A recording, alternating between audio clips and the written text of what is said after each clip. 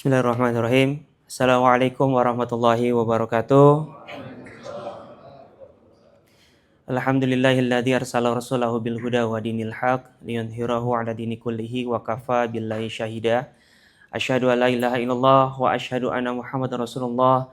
Allahumma shalli 'ala sayidina Muhammad wa 'ala ali sayidina Muhammad amma ba'du. Puji dan syukur pastinya kita sampaikan hanya kepada Allah Subhanahu wa taala atas limpahan nikmat yang masih selalu Allah hadirkan dalam hidup kita. Nikmat yang pastinya Allah berikan memenuhi semua kebutuhan kita. Bahkan seringkali juga nikmat yang Allah berikan untuk bisa menggembirakan hati kita semua.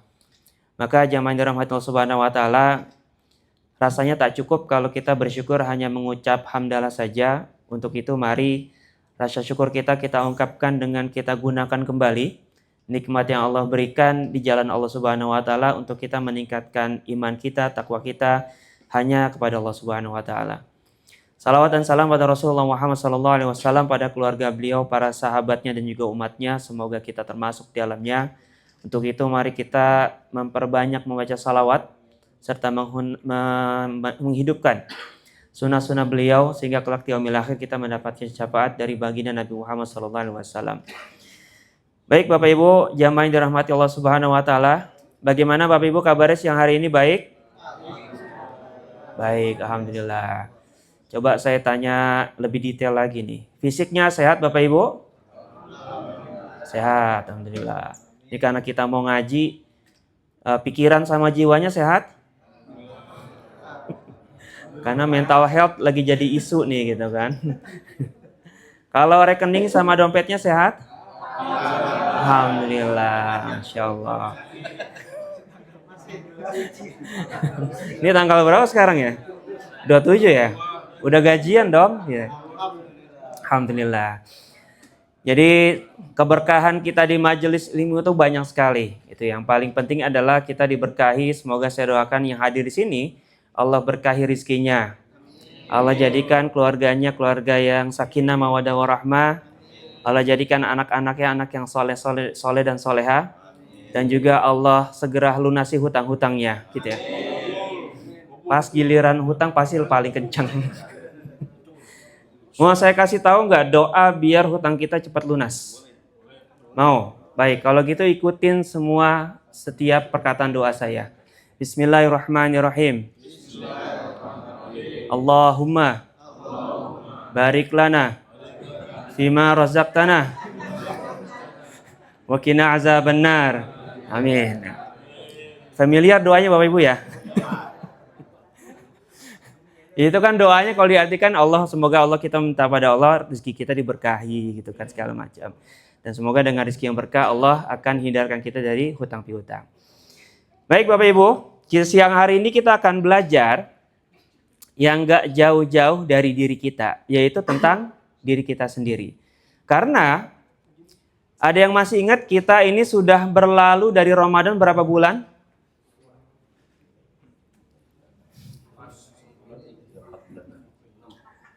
Lebaran bulan apa lebaran? Oh, kalau lebarannya langsung ingat tuh. Udah berapa bulan kita berlalu? Kira-kira diri kita yang di Ramadan, yang saat itu berpuasa, bisa menahan nafsu, lapar, haus, dan lain sebagainya. Diri kita yang saat itu di Ramadan, masih ada nggak diri kita saat di Ramadan saat ini? Masih? Masih. Ada pengurangan dari waktu yang sudah ada ini? Kemungkinan besar ada ya. Itu ya.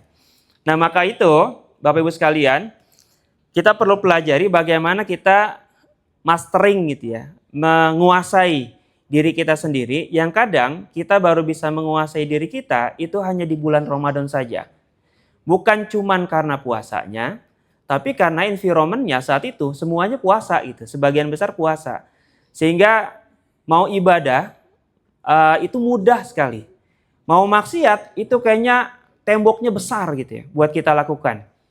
Namun selepas Ramadan yang terjadi, banyak pada akhirnya yang default gitu ya. Balik lagi ke settingan pabrik awal sebelum Ramadan itu terjadi. Banyak nauzubillah min dzalik dari kita yang nauzubillah ya maksiat lagi gitu kan, lalai lagi dengan ibadah dan lain sebagainya. Nah, pertanyaannya kenapa ini terjadi? Ada satu skill yang pada akhirnya harus kita miliki, yaitu bagaimana kita bisa mastering atau menguasai diri kita, mengendalikan diri kita sepenuh mungkin. Karena kalau kita kendalikan diri kita 100%, itu impossible, itu nggak bakal bisa. Maka sekuat tenaga, sedikit demi sedikit, bagian demi bagian, diri kita bisa kita kendalikan.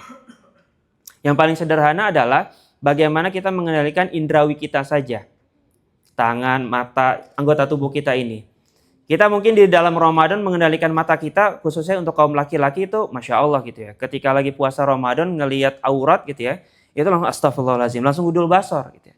Tapi di luar Ramadan astagfirullahaladzim gitu ya. Sambil nutup tapi tangannya kebuka gitu kan. Bisa jadi kayak gitu kejadiannya. Nah, maka ini kita perlu pastikan bahwa diri kita itu bisa lebih baik mengendalikan atau mengontrol diri kita sehingga kehidupan kita betul-betul bisa masuk dalam kategori orang-orang yang bertakwa pada Allah Subhanahu wa taala. Sekarang kita akan mulai dengan satu skill. Yang skill ini itu kadang kita nggak paham, nggak tahu kalau itu adalah sebuah skill. Apa itu? Hari ini sering disebut dengan istilah human understanding skill. Yaitu skill, keterampilan, keahlian memahami manusia. Pertanyaan sederhana gini aja dulu. Di sini ada divisi apa aja? Kalau boleh tahu? IT. Apa yang harus dikuasai oleh IT? Ini nyebut kayaknya bukan orang IT nih. Ini lempar batu sembunyi tangan kayaknya. Apa yang harus dikuasai oleh orang IT agar pekerjaannya, performanya bagus? Apa saja kira-kira? Mana anak IT? Oh, katanya baju Bapak ditunjuk Pak dari belakang Pak, begini Pak. Apa aja Pak yang harus dikuasai orang IT nih Pak? Agar bisa punya performa yang bagus. Kenapa? Apa saja kira-kira? Banyak. Saya paham Pak, banyak Pak. Salah 2, salah 3-nya. Apa? Terus belajar. Oke. Kalau alat yang dikuasai apa saja? Laptop. Oke. Nah, kalau misalkan ada seorang pekerja yang dia di bagian IT lalu nggak menguasai laptop dengan baik, nggak menguasai jaringan atau server juga dengan baik, kira-kira performanya bagus nggak? Sulit. Ada orang sales di sini, ada sales juga di sini ya? Oh, nggak ada. Misalkan ada orang sales. Apa yang harus dikuasai oleh orang sales? Dia harus menguasai komunikasi yang baik. Dia harus menguasai produk yang dia jual dengan baik juga. Bahkan dia harus menguasai siapa customernya dia. Sehingga performanya pun akan baik. Nah, celakanya kita dalam kehidupan kita nggak paham apa itu manusia. Yang pastinya secara otomatis kita nggak paham diri kita sendiri itu siapa. Bagaimana, harus apa, dan bagaimana menyikapi segala sesuatu yang terjadi dalam kehidupan kita sehari-hari. Nah, celakanya pada akhirnya ketika kita nggak punya skill human understanding tadi, kira-kira performa kita dalam hidup bagaimana tuh? Pasti nggak maksimal, pasti nggak optimal. Maka kita perlu punya skill di mana kita punya kepemahaman yang baik tentang siapa itu manusia. Nah, hari ini coba kita akan belajar dari yang paling awal, yaitu bagaimana manusia itu Allah ciptakan. Ada 3 makhluk nih, secara komposisi ciptaan itu sangat berbeda sekali. Satu, ada malaikat. Malaikat itu Allah ciptakan hanya dengan takwa saja. Maka nggak heran, malaikat itu dari awal dia diciptakan sampai kapanpun karena immortal gitu ya, karena dia abadi, dia tidak akan pernah menyelisihi atau bahkan melanggar perintah Allah. Yang ada di dalam tubuhnya dia, yang ada dalam dirinya dia, itu hanya dia bagaimana menjalankan perintah Allah semaksimal mungkin. Karena diciptakan hanya dengan takwa. Beda dengan satu kebalikan makhluk Allah yang lain lagi, yaitu yang namanya hewan. Allah ciptakan dia hanya dengan nafsu. Maka hewan, lihat aja kemarin waktu Idul Adha gitu ya, dengan gampangnya dia di masjid, lagi dilihat sama ustadz, lagi dilihat sama kiai, dia kawin aja.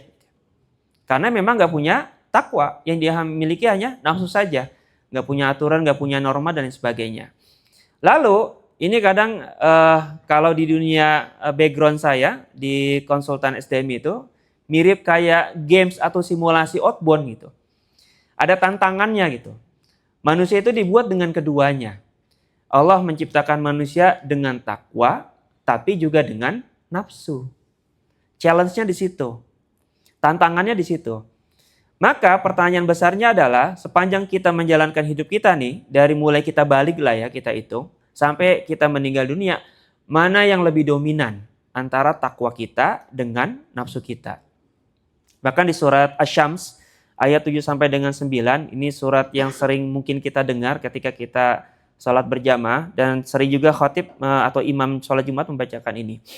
Yaitu wa nafsihi wa masawwaha falhamaha fujuraha wa taqwaha qad aflaha man zakkaha. Yang artinya adalah, dan demi jiwa serta penyempurnaan ciptaannya yaitu manusia, lalu Allah mengilhamkan kepadanya jalan kejahatan yaitu nafsu, dan juga jalan ketakwaan yaitu takwa itu sendiri. Nah, di ayat yang ke-9 itu, maka sungguh beruntung orang-orang yang menyucikan jiwa mereka. Orang-orang yang pada akhirnya dia lebih dominan untuk bisa mengakomodir ketakwaannya dibanding mengakomodir kenafsuannya tadi. Jamaah yang dirahmati Allah Subhanahu wa taala, lalu yang selanjutnya lagi dalam rangka kita mengenali manusia ini, tadi Allah ciptakan seperti itu tuh. Ada pada akhirnya kita diciptakan dengan takwa dan juga nafsu. Nah, kita harus punya kekuatan yang luar biasa agar kita bisa lebih dominan takwa kita dibandingkan nafsu kita. Lalu dalam dunia psikologi, ini kita juga perlu mengenal manusia dengan segala macam halnya. Pertama misalkan dari gender. Laki-laki dan perempuan berbeda atau sama? Beda. Laki-laki dan perempuan salah satu bedanya adalah, kalau dalam dunia psikologi itu dikatakan laki-laki lebih banyak menggunakan atau lebih dominan menggunakan rasionalitasnya, sedangkan perempuan lebih banyak menggunakan emosionalnya. Dan itu sebuah fakta karena hasil riset psikologi seperti itu. Lalu kita memahami diri kita dan juga mulai untuk bisa berinteraksi dengan orang lain. Kita pahami diri kita sebagai seorang di usia saat ini masuk kategori orang dewasa.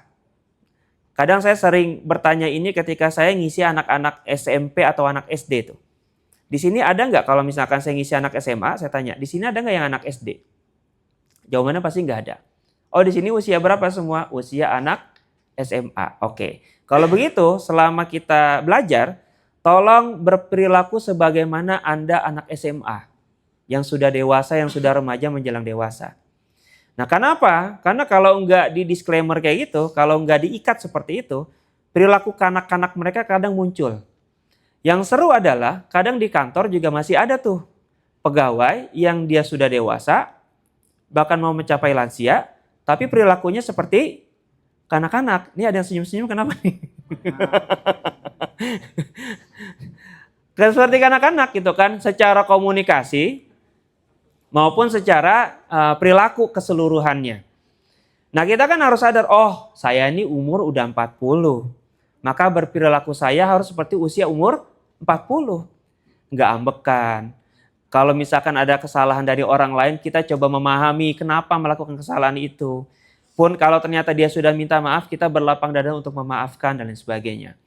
Tapi yang lucu lagi tadi gitu kan, dia sudahlah usianya 50 tahunan, tapi perilakunya seperti kanak-kanak. Dan mudah-mudahan kita nggak seperti itu. Lalu belum lagi kita melihat dari segi sosial.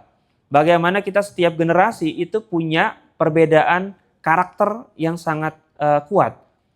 Nah, di sini sepertinya kebanyakan generasi X sama generasi milenial ya. Oke, ada Gen Z di sini? Ada. Gen Z yang di sini ada? Boleh angkat tangan? Betul Pak Gen Z, Pak?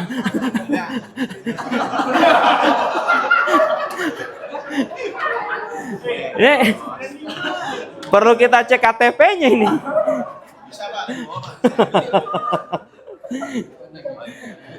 Baik. Masih hemat. Baik ya, ya Gen Z ada ya? Ada. Sudah berapa tahun kerja di sini Gen Z? Baru sebulan. Karena salah satu tipikal Gen Z itu kalau di dunia SDM gitu ya, pembicaraan saya dengan teman-teman kantor yang lain, itu ya gitu. Mereka biasanya nggak lama tuh bekerja di satu tempat gitu ya. Lebih seneng pindah-pindah gitu ya. Bahkan saya pernah ketemu dengan salah seorang Gen Z, yang dia Gen Z awal banget ya, yang dia di usia yang masih sangat muda, dia sudah bisa menjadi seorang manajer. Karena apa? Karena dalam waktu setahun yang dia kejar tuh memang karir. Sehingga dia nggak akan lama stay di satu kantor. Setahun dia kerja sebagai staff, lalu dia belajar dan memang tekun. Lalu setelah itu dia belajar lagi dan tahun selanjutnya dia apply setahun kemudian untuk jadi seorang supervisor. Berhasil. Setahun selanjutnya dia apply lagi untuk sekarang menjadi seorang manajer. Bahkan sekarang dia sudah menjadi seorang owner bisnis sendiri. Dan karena memang karakternya seperti itu. Tapi ada salah satu kelemahan Gen Z gitu ya. Dia orang yang mental health-nya mudah terganggu. Tahu nggak bedanya kenapa Gen Z seperti itu dengan kita generasi milenial? Generasi milenial nih abis dimarahin bos gitu kan. Wah gitu kan. Abis nunduk kan dia dimarahin bos. Keluar ruangan gimana? Bodoh amat gitu kan. Tapi anak Gen Z dimarahin bikin status, galau gitu kan. Murung segala macam. Nah, salah satu diskusi kami di psikologi gitu ya. Karena apa? Karena anak Gen Z ini mereka mengetahui di awal dari pengetahuan ini paradoksnya pengetahuan. Mereka mengetahui kalau sikap yang dilakukan seseorang kepada dia yang gak bagus tuh disebut dengan istilah toksik. Wah, toksik nih orang nih. Nyerang nih orang nih gitu ya. Tapi dulu kita nggak tahu milenial. Ya udah kita nyebutnya apa? Rese banget nih bos gitu kan. Udah gitu doang. Terus ke diri kita, ketika kita diomelin gitu, Gen Z itu paham. Oh saya lagi overthinking, saya lagi anxiety, saya lagi ini, saya lagi itu. Dulu kita generasi milenial nggak paham itu. Nggak tahu. Karena kita nggak paham, akhirnya kita biasa saja. Gitu. Bahkan ini ternyata setelah saya cross check hoax ya, tapi ini bisa menjadi sebuah analogi yang menurut saya cukup bagus ya. Walaupun nggak 100% penelitian itu benar. Kayak misalkan katanya tentang lebah ya. Menurut ilmu aerodinamika itu ya, lebah itu seharusnya nggak bisa terbang. Karena dia punya badan yang besar, sayapnya kecil udah gitu tipis. Kabarnya seperti itu. Tapi lebah bisa terbang aja. Kenapa? Karena dia nggak tahu itu. Bisa terbang aja dia. Karena dia nggak tahu kalau dia, konon katanya badan itu nggak bisa terbang dengan pembuatan seperti itu. Gitu. Nah, kita milenial tuh begitu mirip lebah. Nah, Gen Z udah tahu duluan, oh ini begini, ini begitu, ini begitu. Sehingga gampang terlalu diafirmasi, terlalu diiyakan apa yang ia rasakan. Dan banyak hal lagi teman-teman sekalian, Bapak Ibu sekalian rahmati Allah Subhanahu wa taala, bagaimana kita misalkan sebagai seorang introvert, extrovert atau ambivert itu kan. Dan ini bukan extrovert, introvert, ambivert itu bukan tentang dia diam dan juga banyak bicara ya, tapi ini tentang energi. Bagaimana orang introvert itu ketika dia berbicara atau berinteraksi dengan orang, energinya itu akan keserap gitu sama orang lain. Kebalikannya sama ekstrovert, dia akan menyedot energi orang-orang ketika dia berinteraksi. Atau dalam problem solving, orang introvert ketika punya masalah dia lebih senang mengumpulkan energinya secara sendiri lalu berpikir untuk menyelesaikan masalahnya. Kembalikan orang ekstrovert, energi orang diambil-ambilin dengan dia menceritakan apa yang menjadi masalahnya dia. Dan juga secara temperamen, kepribadian temperamen gitu ya, itu ada 4 teori paling kuno nih dalam 2 teori kepribadian. Ada yang disebut dengan koleris, yang dia sangat menonjol kepemimpinannya, yang dia biasanya punya telunjuk ajaib tuh, tukang nyuruh. Lu sono, lu kerjain itu, kalau lu begini, diam aja. Lalu ada orang sanguinis, yang dia apapun yang dia alami itu akan diceritakan. Tahu nggak tadi gue naik MRT ketemu cowok ganteng banget. Diceritain itu. Padahal anaknya udah gede. Lalu ada orang koleris, sanguinis, ada orang melankolis. Yang dia sangat perfeksionis dalam bekerja khususnya. Yang dia selalu overthinking. Karena dia selalu banyak berpikir gitu ya. Dan kekurangannya biasanya sering gampang sangat mudah marah gitu ya. Cenderung sensitif orangnya. Lalu ada plekmatis. Yang dia orang yang sangat amat mengalah. Bahkan ketika orang melakukan kesalahan sama dia, yang minta maaf siapa? Dia. Maaf ya. Padahal yang salah orang lain. Nah, kita kan perlu paham nih. Agar kita memahami manusia dengan baik, pertama untuk diri kita, oh saya ternyata koleris nih. Saya harus hati-hati. Karena kalau saya udah muncul dominan koleris saya, bisa jadi saya akan menyakiti hati orang lain. Karena saya selalu dominan untuk memerintah. Oh, saya sanguinis nih. Saya juga perlu jaga nih diri saya. Agar nggak terlalu banyak membagi cerita. Karena orang ketika dibagi cerita oleh kita, ada yang suka, ada yang nggak suka juga. Oh, saya melankolis nih. Nggak semuanya harus saya pikirin. Karena segala sesuatu yang saya pikirin itu bisa membuat mental dan bahkan bisa jadi psikosomatis. Larinya ke fisik sakitnya. Oh, saya plekmatis. Nggak boleh nih saya jadi orang yang nggak enakan mulu kayak gini. Nggak maju-maju. Saya akan terus selalu jadi korban. Begitupun juga untuk orang lain. Oh, ini orang koleris, ini orang plekmatis. Sehingga kita bisa memberikan sikap yang tepat. Nah itu Bapak Ibu sekalian. Maka agar kita punya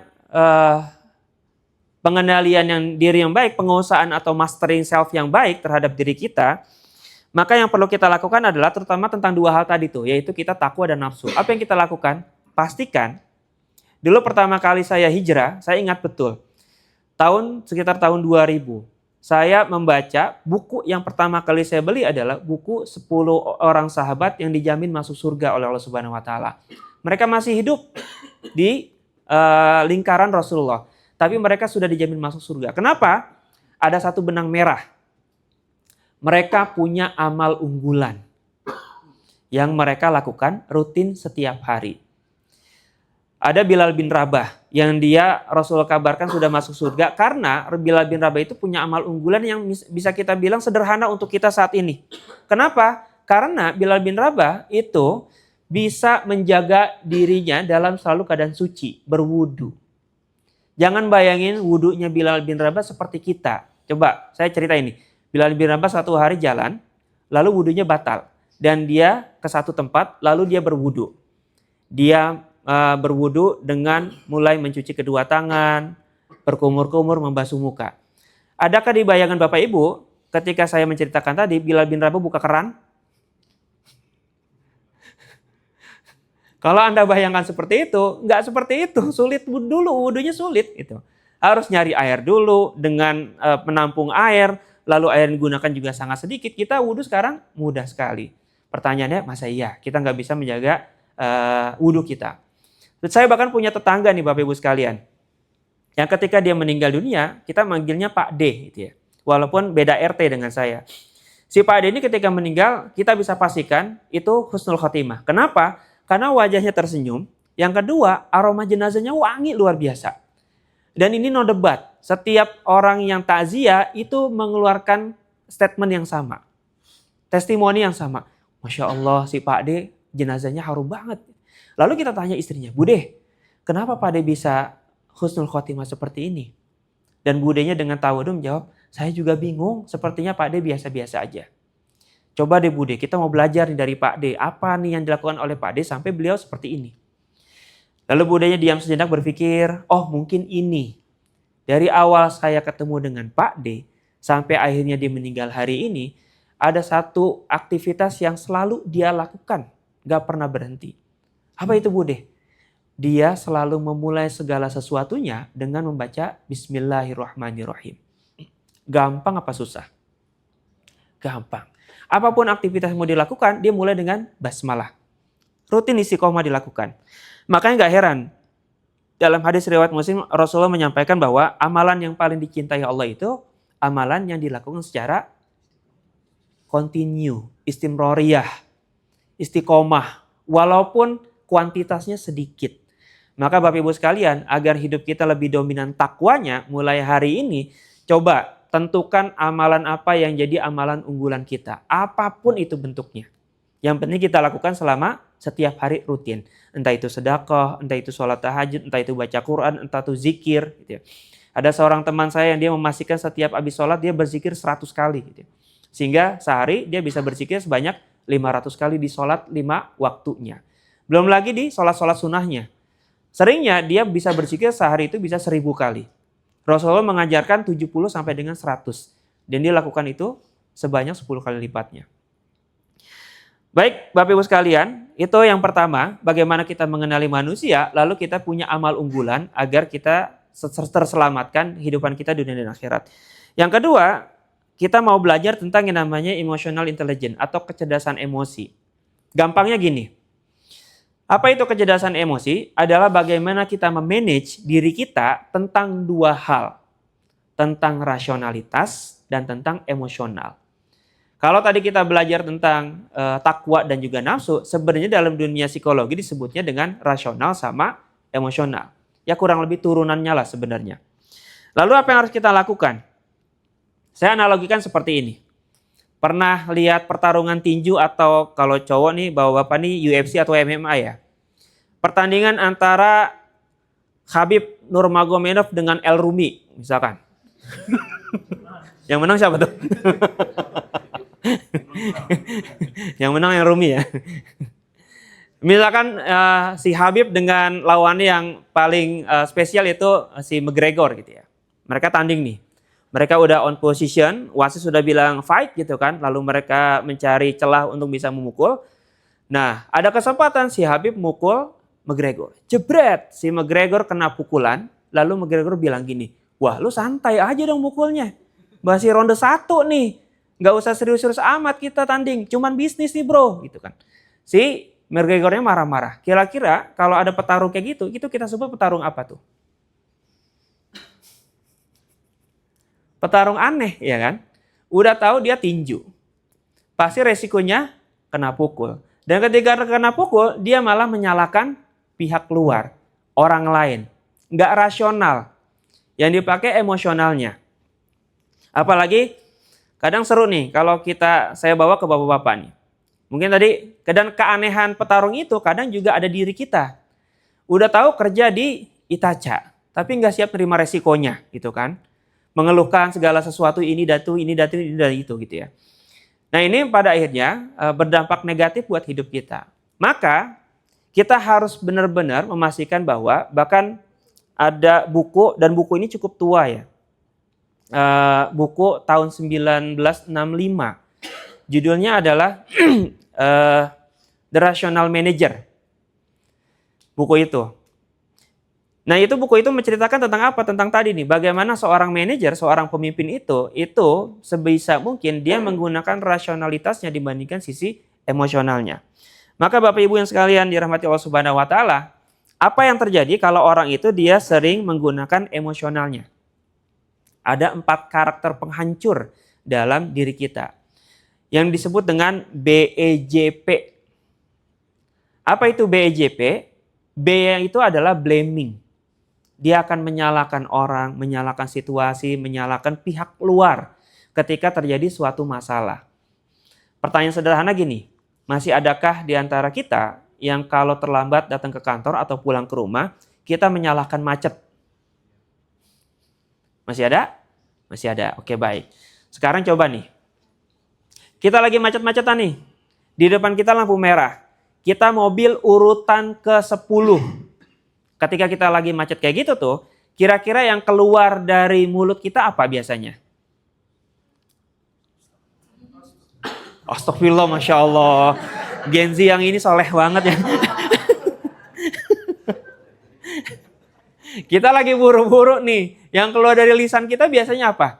Ini macet kenapa sih? Karena apa sih? Ada apa sih di depan? Tahukah Anda, kita di urutan ke-10 nih ya. Urutan ke-11, 12, sampai di belakang selanjutnya, omongannya sama nggak dengan kita? Sama. Kita adalah juga penyebab kemacetan. Tapi kita sering berpikir bahwa penyebab kemacetan itu orang di depan kita. Gitu. Dan kita tidak. Padahal kita adalah penyebab kemacetan itu juga sendiri. Gitu ya. Maka kita sering memiliki perilaku yang buruk tadi dengan blaming, menyalahkan. Lalu yang kedua adalah excuse, dengan alasan. Mencari-cari alasan bahwa kenapa saya terlambat, kenapa saya melakukan kesalahan, oh karena ini, karena itu, dan sebagainya. Yang selanjutnya adalah justify, melakukan pembenaran. Kenapa Anda terlambat? Semalam saya habis lembur, Pak. Wah, saya lembur sampai jam 1, Pak. Segala macam, bla bla segala macam. Seakan-akan kalau Anda lembur, Anda boleh terlambat. Itu kan nggak boleh seperti itu. Lalu yang terakhir adalah yang lebih berbahaya, playing victim. Dia menjadi korban. Ya Allah Pak, saya terlambat tuh karena saya semalam habis lembur Pak. Tahu nggak Pak, anak saya tuh Pak, jadi cerita, jadi curhat. Seakan-akan dia adalah seorang korban. Nah, Bapak Ibu sekalian dirahmati Allah Subhanahu wa taala, maka kalau kita emosional, cenderung menggunakan sisi emosional kita akan kayak gitu tuh, blaming, lalu excuse, lalu justify, melakukan pembenaran, yang terakhir adalah playing victim. Nah, kita nggak mau dong perilaku-perilaku itu hadir dalam hidup kita, dalam diri kita. Nah, maka yang harus dilakukan adalah kita harus bertanggung jawab penuh terhadap diri kita sendiri. Sebagaimana hadis Rasulullah. Rasulullah pernah menyampaikan bahwa diri kalian adalah, setiap kalian adalah pemimpin. Dan setiap pemimpin akan dimintai pertanggungjawaban. Dan minimal kalian memimpin untuk diri kalian sendiri. Nah, maka Bapak Ibu yang dirahmati Allah Subhanahu wa taala, bertanggung jawablah terhadap diri kita untuk bisa kita lebih mengedepankan rasionalitas kita dibandingkan dengan sisi emosional kita. Nah, lalu apa yang harus dilakukan? Nah, selanjutnya adalah setelah kita belajar untuk bisa menyadari ini nggak rasional nih, segala macam. Dan ini harus lebih kepada sisi yang rasional harus ditingkatkan. Ini terlalu cenderung emosional nih, segala macam. Apalagi biasanya ini terjadi antara hubungan suami dan istri. Gitu. Suami dan istri. Main kuat-kuatan, si istri mah terlalu emosional banget, si suami mah terlalu rasional banget. Pada akhirnya dua kubu ini yang ada adalah konflik dan konflik. Maka kembali coba kita sadari diri kita aja, kalau situasi kayak gini rasionalnya seperti apa ya? Saya jangan menggunakan sisi emosional saya. Lalu yang selanjutnya, ini poin yang ketiga, poin yang terakhir adalah ini terkait dengan sebuah komunikasi. Mungkin Bapak Ibu sekalian kalau pernah mengikuti training komunikasi mungkin mendapatkan materi ini. Saya ambil contoh dengan sebuah situasi saja. Bapak Ibu naik kereta, naik MRT atau naik busway, ketika Bapak Ibu naik ternyata sudah penuh nih. Nah, di stasiun selanjutnya, di halte selanjutnya itu penumpang makin banyak yang masuk. Lalu di sebelah persis Bapak Ibu sekalian ada seorang anggota TNI dengan pakaian lengkapnya. Dan saat itu biasanya kita menggunakan sendal ketika berangkat ke kantor karena sepatu kita taruh di kantor kita. Nah, karena semakin sempit ternyata sepatu Pak TNI tadi nginjek kaki kita yang nggak pakai sepatu. Kira-kira reaksi yang sering terjadi apa? Aduh, terus? Istighfar lagi nih Pak. Aduh, gitu kan. Punya mata nggak lo? Terus aja injak, yang punya kaki pulang kampung gitu. Biasanya ada 4 sikap yang terjadi nih. Pertama dia pasif. Dia pasif tuh, diinjek, jebret, didiam aja. Mungkin karena habis ikut kajian Zuhrabu ya, jadi sangat soleh gitu ya. Diam aja sambil berdoa, ya Allah, berikan hidayah sama TNI ini ya Allah. Dia zolim ya Allah gitu. Ada perubahan terhadap rasa sakit kita? Nggak ada. Kita menghargai si TNI tadi? Menghargai. Menghargai diri kita? Enggak. Lalu ada kebalikannya, yaitu agresif. Ketika dia diinjak, langsung teriak tuh, aduh, punya mata nggak sih Pak? Itu kan. Kalau yang ngomong itu cewek, si bapak mungkin tadi akan minta maaf. Tapi kalau yang ngomong cowok, biasanya rasa sakitnya pindah tuh. Dari kaki pindah ke pipi gitu ya. Santai aja dong Pok gitu kan. Agresif kita tidak menghargai si TNI karena kita permalukan di busway di depan umum. Walaupun ada perubahan terhadap diri kita, tadinya sakit jadi nggak sakit gitu kan. Nah tapi ada yang lebih buruk lagi nih Bapak Ibu. Yaitu ketika kita memadukan dua hal yang tadi. Pasif dan agresif. Jadi satu. Kakinya diinjek, dia diam aja tuh. Diam aja.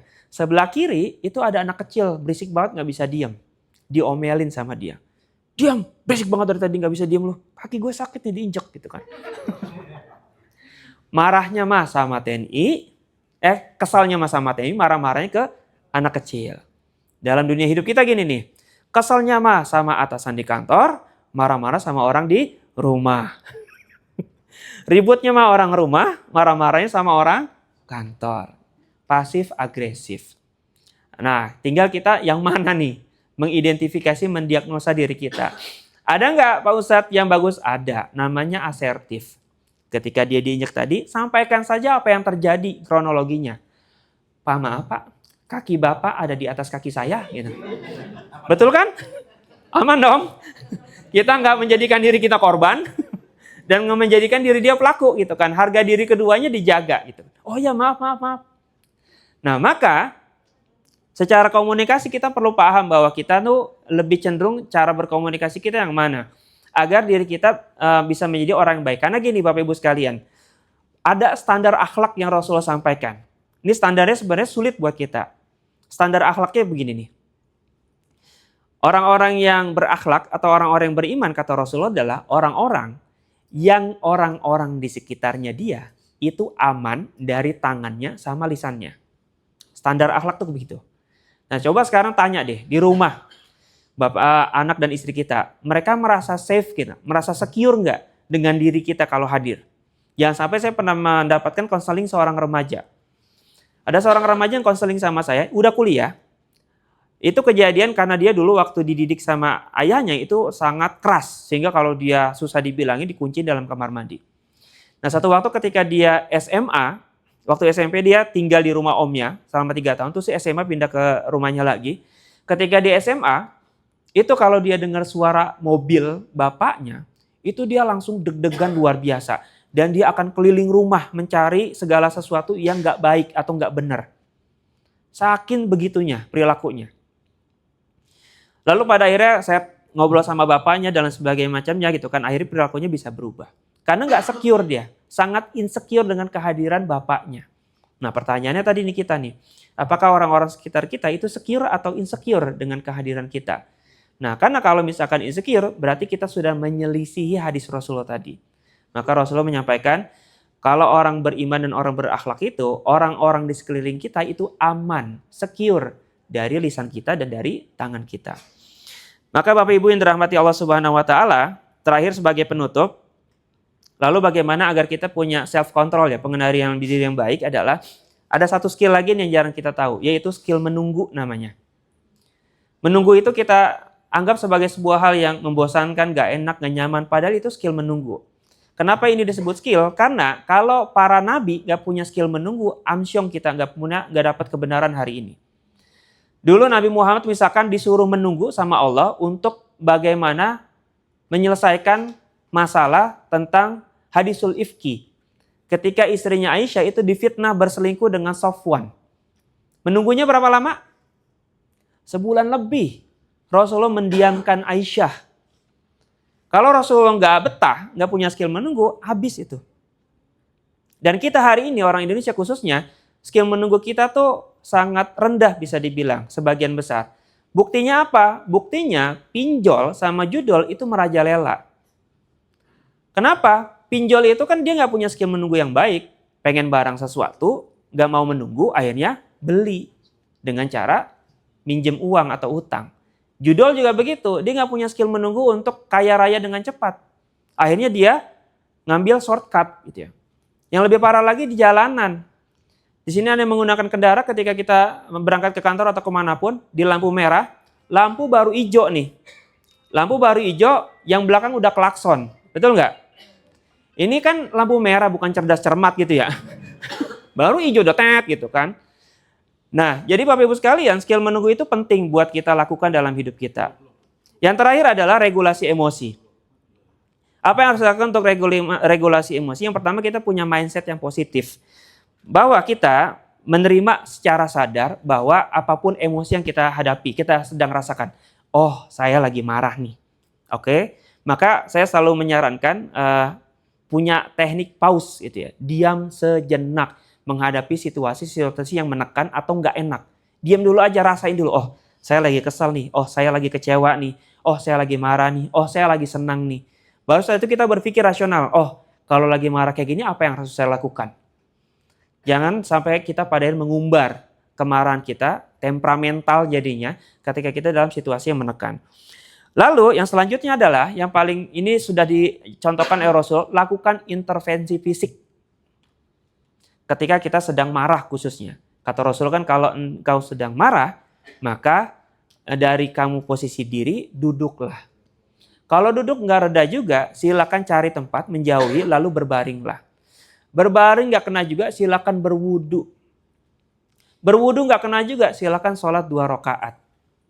Sholat 2 rakaat nggak kena juga, diapain? Disolatin sajalah gitu kan. Intinya apa? Lakukan intervensi fisik untuk bisa kita menenangkan emosi kita kalau kita dalam situasi menekan dan gak nyaman. Bapak Ibu yang dirahmati Allah Subhanahu wa taala, wah pas banget 13.00 ya. Itu saja yang bisa saya sampaikan pada siang hari ini, semoga bisa bermanfaat. Kalau memang masih ada waktu untuk sesi tanya jawab, saya serahkan kepada moderator. Kalau tidak ada, ya juga insya Allah tidak bermasalah. Kurang lebih ya saya mohon maaf. Assalamualaikum warahmatullahi wabarakatuh.